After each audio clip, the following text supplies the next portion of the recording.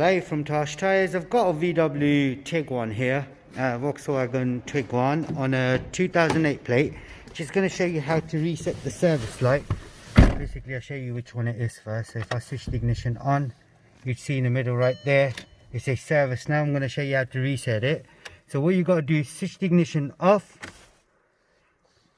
switch the ignition back on, and on the right hand side here, you've got a button you got to press. So if I hold that button first, I then switch the ignition on, let go of the button straight away and then press the 0. And that's it, that's all done. So if I switch the ignition off again, switch the ignition back on, that's it, it's all gone. The button you need to depress is that one right there, the 0, and then you've got the minute.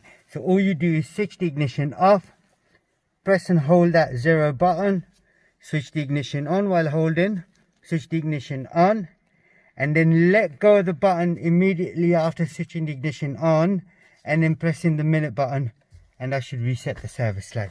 If there is anything else you need to know about this particular model, please do let us know and we'll try helping you out as much as we can.